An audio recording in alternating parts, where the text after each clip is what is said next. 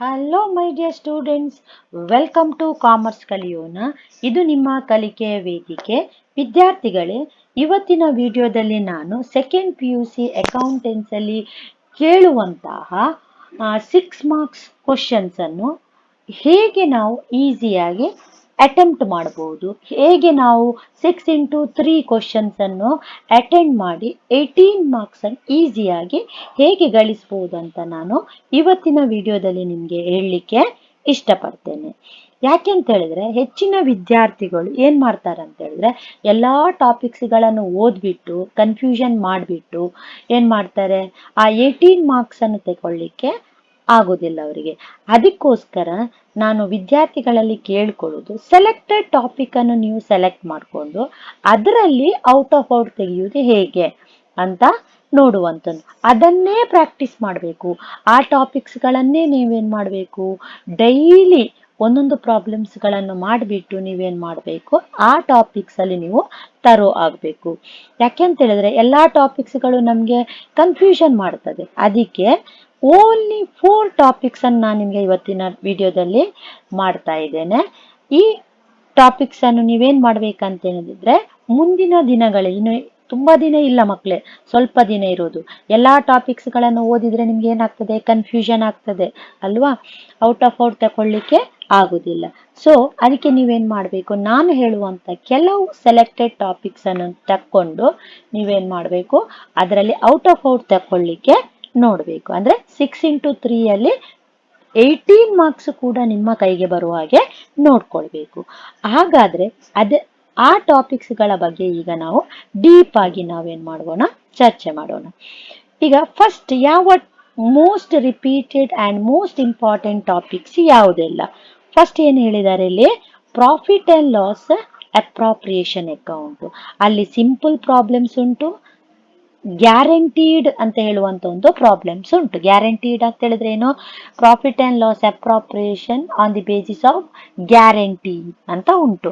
ಆ 2 ಪ್ರಾಬ್ಲಮ್ಸ್ಗಳನ್ನು ನೀವೇನ್ ಮಾಡಬೇಕು, ಕರೆಕ್ಟ್ ಆಗಿ ತಕೊಳ್ಬೇಕು. ಯಾಕೆ ಅಂತ ಹೇಳಿದ್ರೆ ಸಿಂಪಲ್ ಪ್ರಾಬ್ಲಮ್ ಅನ್ನು ಕೇಳುವ ಚಾನ್ಸಸ್ ಇದೆ, ಅಥವಾ ಏನ್ ಮಾಡ್ತಾರೆ, ಗ್ಯಾರಂಟೀಡ್ ಪ್ರಾಬ್ಲಮ್ ಅನ್ನು ಕೇಳ್ತಾರೆ. ಇದು ಫಸ್ಟ್ ಕ್ವಶನ್ ನಿಮ್ಮದು ಇದಾಗಿರ್ತದೆ, ಅಥವಾ ನಿಮ್ಮದೇನಾಗಿರುವಂಥದ್ದು ಪ್ರಾಡಕ್ಟ್ ಮೆಥಡ್ ಇಂದ ಒಂದು ಕ್ವಶನ್ ಅನ್ನು ಕೇಳ್ತಾರೆ. ಗೊತ್ತಾಯ್ತಲ್ವಾ? ಸೊ ಈ 2ರಲ್ಲಿ ಒಂದು ಟಾಪಿಕ್ ಇಂದ ನಿಮ್ಗೆ ಏನಾಗ್ತದೆ, ಕ್ವಶನ್ ಬಂದೇ ಬರ್ತದೆ. So simple profit and loss appropriation ಅನ್ನು ಪ್ರಾಕ್ಟೀಸ್ ಮಾಡಿ, ಹಾಗೆ ಗ್ಯಾರಂಟೀಡ್ ಪ್ರಾಬ್ಲಮ್ಸ್ ಅನ್ನು ಕೂಡ ಪ್ರಾಕ್ಟೀಸ್ ಮಾಡಿ. ಈಗ ಪ್ರಾಕ್ಟೀಸ್ ಮಾಡುವ ಮುಂಚೆ ಅದರ ಕರೆಕ್ಟ್ ಫಾರ್ಮೆಟ್ ನಮ್ಮ ತಲೆಯಲ್ಲಿ ಫಿಕ್ಸ್ ಆಗಿರಬೇಕು. ಅದನ್ನು ನೀವೇನ್ ಮಾಡಬೇಕು, ಪ್ರತಿದಿನ ಪ್ರಾಕ್ಟೀಸ್ ಮಾಡಬೇಕು. ಯಾವ ಸೈಡಲ್ಲಿ ಯಾವ ಐಟಮ್ ಬರ್ತದೆ, ಕಣ್ಣು ಮುಚ್ಚಿದ ತಕ್ಷಣ ನಮ್ಗೆ ಏನ್ ಬರಬೇಕು, ಆ ಫಾರ್ಮೆಟ್ ನೆನಪಾಗಬೇಕು. ಆ ಫಾರ್ಮೆಟ್ ನೆನಪಾಗುವಕ್ಕೆ ನಾನೇನ್ ಮಾಡಿದ್ದೇನೆ, ನಿಮ್ಗೆ ಫಾರ್ಮೆಟ್ ಅನ್ನು ಮಾಡ್ಕೊಂಡು ಬಂದಿದ್ದೇನೆ. ಆ ಫಾರ್ಮೆಟ್ ಅನ್ನು ದಯವಿಟ್ಟು ನೋಡಿ ಮಕ್ಕಳೇ, ಆಯ್ತಾ? ಹಾಗೆ ಸೆಕೆಂಡ್ ಕ್ವಶನ್ ಏನಾಗಿರ್ತದೆ ನಿಮ್ಮದು, ಗೇನ್ ರೇಷಿಯೋ ಮತ್ತು ಸ್ಯಾಕ್ರಿಫೈಸ್ ರೇಷಿಯೋ. ಈ 2 ಟಾಪಿಕ್ಸ್ ಅಲ್ಲಿ ಒಂದು ಕ್ವಶನ್ ಪಕ್ಕಾ ಕೊಟ್ಟಿರ್ತಾರೆ ಅವರು. ಹಾಗೆ ಥರ್ಡ್ ಕ್ವಶನ್ ಏನಾಗಿರ್ತದೆ, ಡೆತ್ ಆಫ್ ಎ ಪಾರ್ಟ್ನರ್. ಆ ಟಾಪಿಕ್ ಇಂದ ಈ 2 ಕ್ವಶನ್ ಕೇಳ್ತಾರೆ. ಯಾವುದೆಲ್ಲ 2 ಕ್ವಶನ್? ಎಕ್ಸಿಕ್ಯೂಟರ್ ಅಕೌಂಟ್ ಅನ್ನು ಓಪನ್ ಮಾಡಿ ಅಂತ ಹೇಳ್ಬೋದು, ಅಥವಾ ಪಾರ್ಟ್ನರ್ಸ್ ಕ್ಯಾಪಿಟಲ್ ಅಕೌಂಟ್ ಅನ್ನು ಓಪನ್ ಮಾಡಿ ಅಂತ ಹೇಳ್ಬೋದು. ಈಗ 2 ಕೂಡ ಡಿಫ್ರೆಂಟ್ ಇಲ್ಲ ಮಕ್ಕಳು, ಒಂದೇ ವರ್ಡ್ ಅಲ್ಲಿ ಡಿಫ್ರೆಂಟ್ ಇರುವಂತದ್ದು.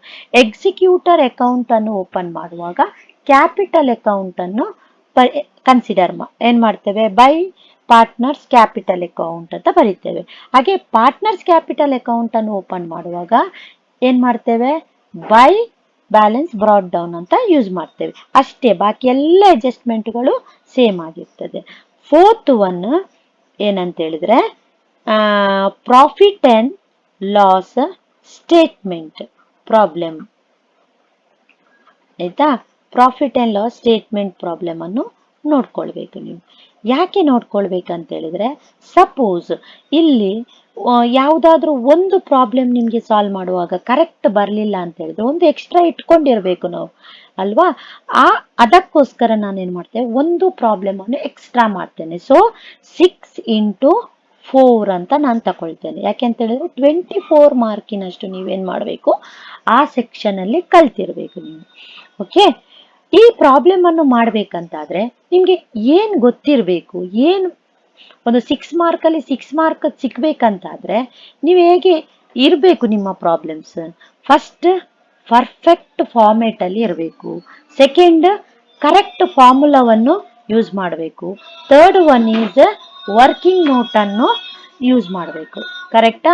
ವರ್ಕಿಂಗ್ ನೋಟ್ ಅನ್ನು ಯೂಸ್ ಮಾಡಿದ್ರೆ ಏನಾಗ್ತದೆ, ಈಸಿಯಾಗಿ ಮಾರ್ಕ್ಸ್ ಸಿಗ್ತದೆ. ಯಾಕೆ ಅಂತ ಹೇಳಿದ್ರೆ ಕೆಲವು ಪ್ರಾಬ್ಲಮ್ಗೆ ವರ್ಕಿಂಗ್ ನೋಟ್ ಇರ್ತದೆ, ಕೆಲವು ಪ್ರಾಬ್ಲಮ್ಗೆ ಫಾರ್ಮುಲಾ ಕರೆಕ್ಟ್ ಬರ್ದಿರ್ಬೇಕು, ಕೆಲವು ಪ್ರಾಬ್ಲಮ್ಗೆ ಫಾರ್ಮೇಟ್ ಇದ್ರೆ ಮಾತ್ರ ಕನ್ಸಿಡರ್ ಮಾಡ್ತಾರೆ, ಎಕ್ಸೆಟ್ರಾ ಅಲ್ವಾ. ಇದು ನೀವು ರಿಮೆಂಬರ್ ಮಾಡಿಟ್ಟಿರ್ಬೇಕು. ಈಗ ನಾವು ಫಸ್ಟ್ ನಾನು ಹೇಳಿದೆ ನಿಮಗೆ profit and loss simple problem ಹೇಗೆ ಮಾಡೋದು ಅಂತ. ನಿಮ್ಮ ತಲೆಯಲ್ಲಿ ಇರಬೇಕು ಡೆಬಿಟ್ ಸೈಡ್ ಯಾವೆಲ್ಲ ಐಟಮ್. ಒಂದು, interest on capital. 2, salary. 2, commission ಯಾವ್ದಾದ್ರು ಇದ್ರೆ ಅದು. ನೆಕ್ಸ್ಟ್, ಕ್ರೆಡಿಟ್ ಸೈಡ್ ಅಲ್ಲಿ ಎರಡೇ ಐಟಮ್ ಇರುವುದು, ಮತ್ತೇನು ಕೊಟ್ಟರು ಕೂಡ ಡೆಬಿಟ್ ಅಲ್ಲೇ ಕೊಟ್ಟಿರ್ತಾರೆ. ಆಲ್ ದ ಎಕ್ಸ್ಪೆನ್ಸಸ್ ಡೆಬಿಟ್ ಅಲ್ವಾ, all the incomes credit. Profit and loss appropriation ಅಂತ ಪ್ರಿಪೇರ್ ಮಾಡಿದ್ರಿ ಅಂತ ಎನ್ಸ್ಕೊಳ್ಳುವ. ಆಗೇನ್ ಮಾಡಬೇಕು ನೀವು, ಇಲ್ಲಿ ಡೆಬಿಟ್ ಸೈಡ್, ಕ್ರೆಡಿಟ್ ಸೈಡ್. ಇಲ್ಲಿ ಕ್ರೆಡಿಟ್ ಸೈಡ್ ಈ ಕಡೆ ಬಂದಿದೆ, ಇಲ್ಲಿ ಬರಿಬೇಕು ಮಕ್ಕಳೇ, ಆಯ್ತಾ. Credit side. ನಾವು ನೆಕ್ಸ್ಟ್ ಏನ್ ಮಾಡಬೇಕು, ಕ್ರೆಡಿಟ್ ಸೈಡ್ ಅಲ್ಲಿ ನೀವು ಪ್ರಾಫಿಟ್ ಅಂಡ್ ಲಾಸ್ ಅಕೌಂಟ್ ಅಂತ ಬರಿಬೇಕು. ಅಲ್ಲಿ ಕೊಟ್ಟಿರ್ತಾರೆ ನಿಮ್ಮ ಪ್ರಾಬ್ಲಮ್ ಅಲ್ಲಿ ಇಂಟ್ರೆಸ್ಟ್ ಆನ್ ಡ್ರಾಯಿಂಗ್ಸ್ ಕೊಟ್ರೆ ಮಾತ್ರ ಇಂಟ್ರೆಸ್ಟ್ ಆನ್ ಡ್ರಾಯಿಂಗ್ಸ್ ಬರಿಬೇಕು. ಖಾಲಿ ಡ್ರಾಯಿಂಗ್ಸ್ ಕೊಟ್ರೆ ಕನ್ಸಿಡರ್ ಮಾಡ್ಲಿಕ್ಕಿಲ್ಲ. ಯಾವ್ದು ಮಾಡ್ಲಿಕ್ಕಿಲ್ಲ, ಓನ್ಲಿ ಡ್ರಾಯಿಂಗ್ಸ್ ಕೊಟ್ರೆ ಮಾಡ್ಲಿಕ್ಕಿಲ್ಲ. ಓನ್ಲಿ ಇಂಟ್ರೆಸ್ಟ್ ಆನ್ ಡ್ರಾಯಿಂಗ್ಸ್ ಕೊಟ್ರೆ ಅದನ್ನು ಬರಿಬೇಕು. ನೆಕ್ಸ್ಟ್, ಇಂಟ್ರೆಸ್ಟ್ ಆನ್ ಕ್ಯಾಪಿಟಲ್ ಕೊಟ್ಟಿರ್ತಾರೆ ಅವರು, ಅದನ್ನು ಕನ್ಸಿಡರ್ ಮಾಡಬೇಕು. ಸ್ಯಾಲರಿ, ಕಮಿಷನ್ ಅಂತೆಲ್ಲ ಎಕ್ಸ್ಪೆನ್ಸಸ್ ಕೊಟ್ಟಿರ್ತಾರೆ, ಅದನ್ನೆಲ್ಲವನ್ನು ಡೆಬಿಟ್ ಅಲ್ಲೇ ಬರಿಬೇಕು. ಆಯ್ತಾ. ನೆಕ್ಸ್ಟ್ ಏನ್ ಮಾಡಬೇಕು, ಟೋಟಲ್ ಮಾಡಬೇಕು. ಯಾವ ಸೈಡ್ ಗ್ರೇಟರ್ ಇದೆ, ಡೆಬಿಟ್ ಗ್ರೇಟರ, ಕ್ರೆಡಿಟ್ ಗ್ರೇಟರ ನೋಡ್ಕೊಳ್ಬೇಕು. ಯಾವ ಸೈಡ್ ಗ್ರೇಟರ್ ಇದೆ ಅದನ್ನು ಟೋಟಲ್ ಆಗಿ ನೀವು ಕನ್ಸಿಡರ್ ಮಾಡ್ಕೊಳ್ಬೇಕು. ದೆನ್ ಉಳಿದ ಅಮೌಂಟ್ ಅನ್ನು, ಈಗ ಕ್ರೆಡಿಟ್ ಜಾಸ್ತಿ ಉಂಟು ಡೆಬಿಟ್ ಕಮ್ಮಿ ಉಂಟು ಅಂತ ಆದ್ರೆ ಏನಾಗ್ತದೆ, ಇನ್ಕಮ್ ಜಾಸ್ತಿ ಉಂಟು ಎಕ್ಸ್ಪೆನ್ಸಸ್ ಕಮ್ಮಿ ಉಂಟು, ಆಗೇನಾಗ್ತದೆ ನಮಗೆ ಪ್ರಾಫಿಟ್ ಬರ್ತದೆ. ಕರೆಕ್ಟಾ. ಟು ಪ್ರಾಫಿಟ್ ಟ್ರಾನ್ಸ್ಫರ್ ಟು, ಯಾರೆಲ್ಲ ಪಾರ್ಟ್ನರ್ ಅಂತ ಕೊಟ್ಟಿರ್ತಾರೆ ನೋಡಿ ಅವರಿಗೆ ಹಾಕಬೇಕು. ಎಕ್ಸ ವೈಯ ಅಂತ ಕೊಟ್ಟು ಆ ಡಿಫರೆನ್ಸ್ ಅಮೌಂಟ್ ಅನ್ನು ಬರ್ದು ಇಲ್ಲಿ ಅದಕ್ಕೆ ರೇಷಿಯೋ ಚಾರ್ಜ್ ಮಾಡಬೇಕು. 1:1, 2:1 ಏನೆಲ್ಲ ರೇಷಿಯೋ ಕೊಟ್ಟಿರ್ತಾರೆ. ರಿಮೈನಿಂಗ್ ಬ್ಯಾಲೆನ್ಸ್ ಅಂತ ಹೇಳ್ತೇವೆ ಇದಕ್ಕೆ ನಾವು. ರಿಮೈನಿಂಗ್ ಬ್ಯಾಲೆನ್ಸ್ ಇಂಟು ಏನ್ ಮಾಡಬೇಕು, ರೇಷಿಯೋವನ್ನು, ಓಲ್ಡ್ ರೇಷಿಯೋವನ್ನು ನೀವೇನ್ ಮಾಡಬೇಕು, ಅಪ್ಲೈ ಮಾಡಬೇಕು. ಈ ರೀತಿಯಾಗಿ profit and loss appropriation simple problem ಅನ್ನು ನಾವು ಮಾಡ್ತೇವೆ. ಹಾಗೆ ಗ್ಯಾರಂಟೀಡ್ ಪ್ರಾಬ್ಲಮ್ ಕೊಟ್ಟಾಗ ಮಕ್ಕಳೇ ನಿಮ್ಗೆ ಈ ರೀತಿ ಇರ್ತದೆ. ಒಂದು, ಡೆಬಿಟ್ ಸೈಡ್ ಮತ್ತು ಕ್ರೆಡಿಟ್ ಸೈಡ್ ಇದು ಫಾರ್ಮೇಟ್ ಯಾವತ್ತು ಹೀಗೆ ಇರ್ತದೆ. ಬೈ ಪ್ರಾಫಿಟ್, ಇಲ್ಲಿ ಇಂಟ್ರೆಸ್ಟ್ ಆನ್ ಡ್ರಾಯಿಂಗ್ಸ್ ಕೊಟ್ರೆ ಮಾತ್ರ ಬರೀರಿ. ಇಷ್ಟರವರೆಗೆ ನಿಮ್ಮ ಪ್ರಾಬ್ಲಮ್ಸ್ ಗಳಲ್ಲಿ ಎಲ್ಲೂ ಕೂಡ ನನಗೆ ಸಿಕ್ಕಿಲ್ಲ, ಆಯ್ತಾ.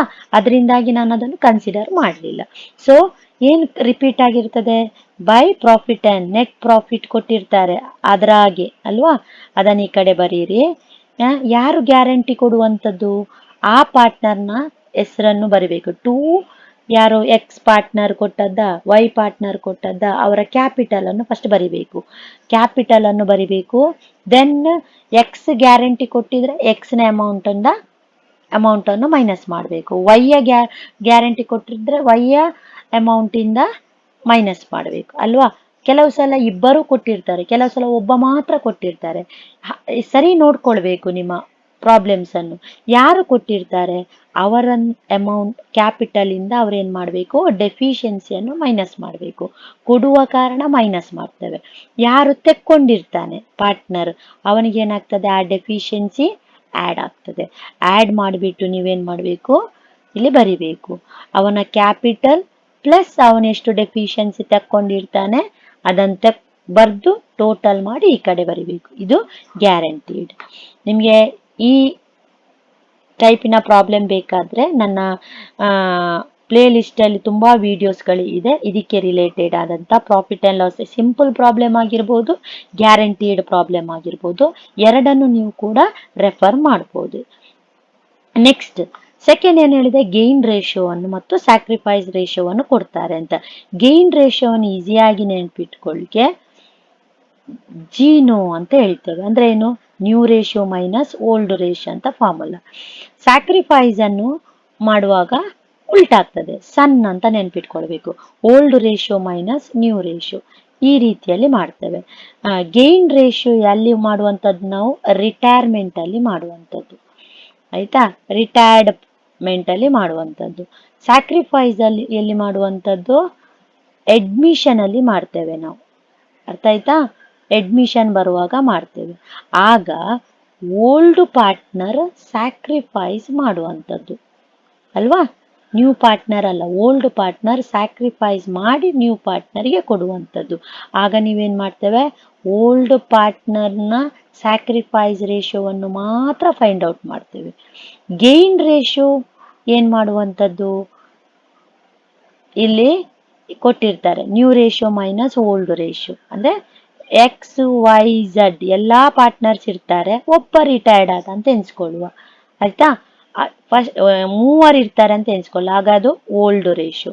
ಒಬ್ಬ ರಿಟೈರ್ಡ್ ಆದಂತ ಅಂತಾದ್ರೆ ಅದು ನ್ಯೂ ರೇಷಿಯೋ ಫೈಂಡ್ ಔಟ್ ಮಾಡ್ತೇವೆ ನಾವು ಅಲ್ವಾ. ಅಂದ್ರೆ ಗೇನ್ ರೇಷಿಯೋ ಅಂತ ಹೇಳಿದ್ರೆ new ratio minus old ratio.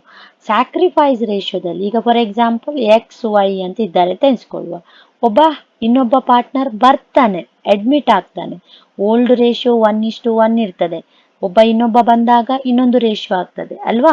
ಆಗ ಓಲ್ಡ್ ರೇಷಿಯೋ ಇದಾಗಿರ್ತದೆ ಅಲ್ವಾ, ನ್ಯೂ ರೇಷಿಯೋ ಅವರು ಕೊಟ್ಟಿರ್ತಾರೆ ನಿಮ್ಗೆ ಆಯ್ತಾ, ಫ್ಯೂಚರ್ ಪ್ರಾಫಿಟ್ ಅಂತ ಹೇಳಿ ಕೊಟ್ಟಿರ್ತಾರೆ. ಆ ಫ್ಯೂಚರ್ ಪ್ರಾಫಿಟ್ ಅಂತ ಕೊಟ್ರೆ ಅದು ನ್ಯೂ ರೇಷಿಯೋ ಆಗಿರ್ತದೆ. ಆಗ ನೀವೇನ್ ಮಾಡ್ಬೇಕು, old ratio minus new ratio ಅಂತ ಮಾಡಬೇಕು. ವಿದ್ಯಾರ್ಥಿಗಳೇ ದಯವಿಟ್ಟು ಸ್ಕಿಪ್ ಮಾಡಿದ್ನೆ ನೋಡಿ, ಯಾಕೆ ಅಂತ ಹೇಳಿದ್ರೆ ಇನ್ನೂ ಹೆಚ್ಚಿನ ಮಾಹಿತಿಯನ್ನು ನಿಮ್ಗೆ ಕೊಡ್ಲಿಕ್ಕೆ ಇಷ್ಟಪಡ್ತೇನೆ. ಹಾಗೆ ನಿಮ್ಮ ಫ್ರೆಂಡ್ಸ್ಗಳಿಗೂ ಇದನ್ನು ಶೇರ್ ಮಾಡಿ ಮಕ್ಕಳೇ, ಯಾಕೆಂದ್ರೆ ಅವರಿಗೂ ಕೂಡ ಇದು ಹೆಲ್ಪ್ಫುಲ್ ಆಗ್ಲಿ. ಎಷ್ಟು ಸಾಧ್ಯ ಉಂಟು ಅಷ್ಟು ಶೇರ್ ಮಾಡಿ, ಸಬ್ಸ್ಕ್ರೈಬ್ ಮಾಡಿ, ಹಾಗೆ ಲೈಕ್ ಕೂಡ ಮಾಡಿ, ಕಮೆಂಟ್ ಕೂಡ ಮಾಡಿ. ಯಾಕೆಂದ್ರೆ ಇದೆಲ್ಲವೂ ನಮ್ಗೆ ಮೋಟಿವೇಶನ್ ಆಗುವಂಥದ್ದು, ನೆಕ್ಸ್ಟ್ ವಿಡಿಯೋ ಮಾಡ್ಲಿಕ್ಕೆ ನಮ್ಗೆ ಹೆಲ್ಪ್ ಆಗುವಂಥದ್ದು. ನೆಕ್ಸ್ಟ್ ಪ್ರಾಡಕ್ಟ್ ಮೆಥಡ್ ಅಂತ ಹೇಳ್ತೇವೆ. ಪ್ರಾಡಕ್ಟ್ ಮೆಥಡ್ ಅನ್ನು ಹೇಗೆ ಮಾಡುವಂಥದ್ದು, ಅದಕ್ಕೆ ಕೂಡ ಒಂದು ಫಾರ್ಮೇಟ್ ಉಂಟು. ಫಸ್ಟ್ ಡೇಟ್ ಬರೀತೇವೆ, ಕೊಟ್ಟಂತದ್ದು ಅಮೌಂಟ್ ಬರೀತೇವೆ, ಪೀರಿಯಡ್ಸ್ ಫೈಂಡ್ ಔಟ್ ಮಾಡ್ತೇವೆ.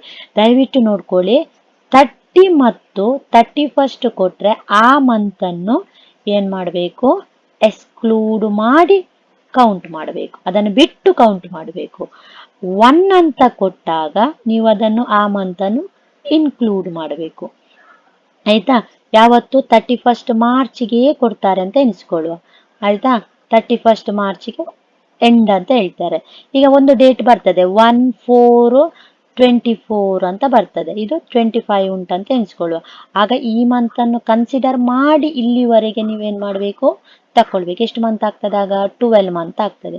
ಈಗ 31 ಏಪ್ರಿಲ್ ಅಂತ ಉಂಟಂತ ಎನಿಸ್ಕೊಳ್ಳುವ, ಆಗ ನೀವೇನ್ ಮಾಡ್ಬೇಕು, ಈ ಮಂತ್ ಅನ್ನು ಬಿಡ್ಬೇಕು, ಆಗ ಏನಾಗ್ತದೆ 11 ಮಂತ್ ಅಂತ ಬರ್ತದೆ. ಇಷ್ಟೇ ವ್ಯತ್ಯಾಸ ಇರುವಂತದ್ದು, ಅದನ್ನು ನೀವು ಇಲ್ಲಿ ಪೀರಿಯಡ್ ಅಲ್ಲಿ ಮಾಡಬೇಕು. ಮತ್ತೇನ್ ಮಾಡಬೇಕು, ಅಮೌಂಟ್ ಇಂಟು ಪೀರಿಯಡ್ ಅನ್ನು ಮಾಡಿ ಪ್ರಾಡಕ್ಟ್ ಅನ್ನು ಫೈಂಡ್ ಔಟ್ ಮಾಡಬಹುದು. ಆಮೇಲೆ ಎಂಡ್ ಏನ್ ಹೇಳಿದೆ ನಾನು, ಫಾರ್ಮೆಟ್ ಬೇಕು, ಫಾರ್ಮುಲಾವು ಬೇಕು.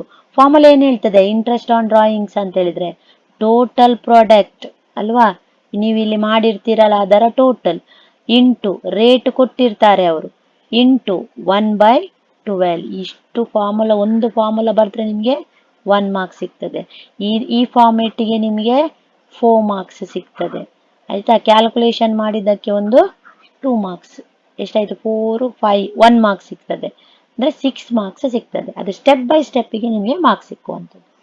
ನೆಕ್ಸ್ಟ್ ಎಕ್ಸಿಕ್ಯೂಟರ್ ಅಕೌಂಟ್ ಮಾಡುವಾಗ ನೀವು, ನೆಕ್ಸ್ಟ್ ನಾನು ಹೇಳಿದ್ದು ಎಕ್ಸಿಕ್ಯೂಟರ್ ಮತ್ತು ಕ್ಯಾಪಿಟಲ್ ಅಕೌಂಟ್.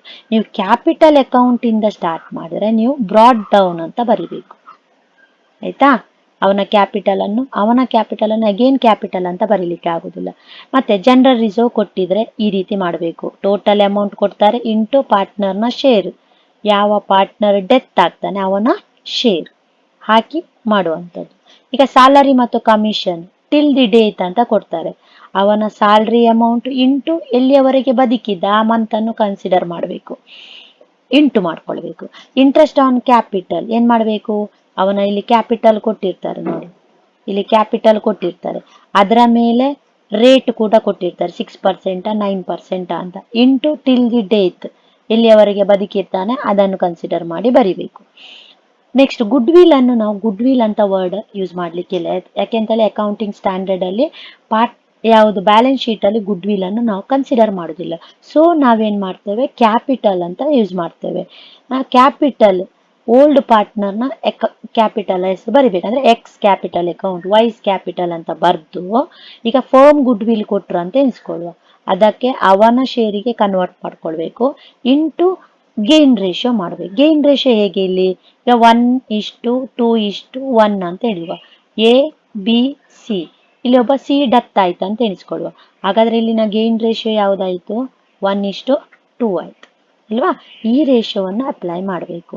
ಇವನ ಶೇರ್ ಎಷ್ಟು, ನಾನೆಂತ ಹೇಳಿದ್ರೆ ಫರ್ಮ್ ಗುಡ್ ವಿಲ್ 60,000 ಕೊಟ್ಟಿದ್ದಾರೆ ಅಂತ ಎಣಿಸ್ಕೊಳ್ಳುವ, ಇಂಟು ಅವನ ಶೇರ್ ಎಷ್ಟು 1/4 ಅಂತ ಉಂಟು, ಇಂಟು ಏನಾಯ್ತು ಗೇನ್ ರೇಷಿಯೋ ಆಯ್ತಾ 2/2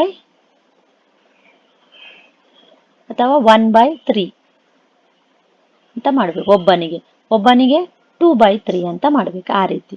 next profit and loss suspense account ಕೊಟ್ಟಿದ್ದಾರೆ ಅಂತ ಎನ್ಸ್ಕೊಳ್ಳುವ, ಆಗ ಫರ್ಮ್ದು ಪ್ರಾಫಿಟ್ ಕೊಟ್ರೆ ಅದು ಪ್ರಾಫಿಟ್ ಇಂಟು ಅವನ share into till the date of death ಅದನ್ನು ಹಾಕಿ ಇಲ್ಲಿ ಅಮೌಂಟ್ ಅನ್ನು ಮಾಡಬೇಕು ಆಯ್ತಾ. ಇದು ಪಕ್ಕಾ ಕ್ವಶನ್ ಮಕ್ಕಳೇ. ಸಪೋಸ್ ಡ್ರಾಯಿಂಗ್ಸ್ ಕೊಟ್ರೆ ಡ್ರಾಯಿಂಗ್ಸ್ ಅನ್ನು ಬರಲಿ, ಇಲ್ಲಿ ಇಂಟ್ರೆಸ್ಟ್ ಆನ್ ಡ್ರಾಯಿಂಗ್ಸ್ ನಿಮಗೆ ಕೊಡೋದಿಲ್ಲ, ಖಾಲಿ ಡ್ರಾಯಿಂಗ್ಸ್ ಕೊಡ್ತಾರೆ. ಉಳಿದ ಅಮೌಂಟ್ ಅನ್ನು ಅವನ ಎಕ್ಸಿಕ್ಯೂಟರ್ ಅಕೌಂಟಿಗೆ ಟ್ರಾನ್ಸ್ಫರ್ ಮಾಡಬೇಕು. ಸಪೋಸ್ ನಿಮಗೆ ಎಕ್ಸಿಕ್ಯೂಟರ್ ಅಕೌಂಟ್ ಮಾಡಿ ಅಂತ ಹೇಳ್ತಾರೆ ಅಂತ ಎನ್ಸ್ಕೊಳ್ಳೋ, ಆಗ ಇಲ್ಲಿ ಡಿಸೀಸ್ಡ್ ಪಾರ್ಟ್ನರ್ನ ಎಕ್ಸಿಕ್ಯೂಟರ್ ಅಂತ ಚೇಂಜ್ ಮಾಡಬೇಕು. ಇಲ್ಲಿ ಎಂತ ಬರಿಬೇಕು ನೀವು, ಬೈ ಯಾರು ಎಕ್ಸ್, ಯಾವ ಪಾರ್ಟ್ನರ್ ಸತ್ತಿದ್ದಾನೆ ಅವನ ಹೆಸರು ಬರಿಬೇಕು, ಎಕ್ಸಸ್ ಕ್ಯಾಪಿಟಲ್ ಅಕೌಂಟ್ ಹೀಗೆ ಬರಿಬೇಕು. ಮತ್ತೆಲ್ಲವೂ ಕೂಡ ಸೇಮು. ಎಲ್ಲಿ ಟ್ರಾನ್ಸ್ಫರ್ ಮಾಡಬೇಕು ಇದನ್ನು, ಅವ್ರು ಹೇಳಿರ್ತಾರೆ ಟು ಕ್ಯಾಶಿಗ, ಟು ಬ್ಯಾಂಕಿಗ ಅಂತ ಹೇಳಿದ್ರೆ ಅದಕ್ಕೆ ಟ್ರಾನ್ಸ್ಫರ್ ಮಾಡಬೇಕು. ಏನು ಹೇಳದಿದ್ರೆ ಟು ಬ್ಯಾಲೆನ್ಸ್ ಕ್ಯಾರಿ ಡೌನ್ ಅಂತ ಬರಿಬೇಕು. ಈ ರೀತಿಯಾಗಿ ಮಾಡುವಂಥದ್ದು. ಹಾಗೆ ಈ ವಿಡಿಯೋ ನಿಮಗೆ ಇಷ್ಟವಾದಲ್ಲಿ ಮಕ್ಕಳೇ ಇನ್ನಷ್ಟು ನಿಮ್ಮ ಫ್ರೆಂಡ್ಸ್ಗಳಿಗೆ ಶೇರ್ ಮಾಡಿ. ಇನ್ನೂ ನಿಮಗೆ 12 ಮಾರ್ಕ್ಸ್ ಅಲ್ಲಿ ಯಾವ ಟಾಪಿಕ್ ನಿಮಗೆ ಜಾಸ್ತಿ ಕಾನ್ಸಂಟ್ರೇಟ್ ಮಾಡಬೇಕಂತ ಬೇಕಿದ್ರೆ ನಾನು ನೆಕ್ಸ್ಟ್ ವಿಡಿಯೋದಲ್ಲಿ ಆ ವಿಡಿಯೋವನ್ನು ಕೂಡ ಮಾಡ್ತೇನೆ. ಯಾವುದೇ ಕನ್ಫ್ಯೂಷನ್ ಇಲ್ಲದೆ ನೀವೇನು ಮಾಡ್ಬೋದು, 6 ಮಾರ್ಕ್ಸ್ನ 18 ಕ್ವಶನ್, 12 ಮಾರ್ಕ್ಸ್ನ ಎಷ್ಟು ಬರ್ತದೆ ಅಲ್ಲಿ 3, 36 ಅಲ್ವಾ ಮಾರ್ಕ್ಸ್. ಇದು 36 + 18 ಈಸಿಯಾಗಿ ನಿಮಗೆ ಫುಲ್ ಮಾರ್ಕ್ಸ್ ಸಿಗುವ ಹಾಗೆ ನಿಮಗೆ ನಾನು ಅದರ ಸ್ಟ್ರಾಟಜಿಯನ್ನು ಹೇಳಲಿಕ್ಕೆ ಇಷ್ಟಪಡ್ತೇನೆ. Thank you one and all.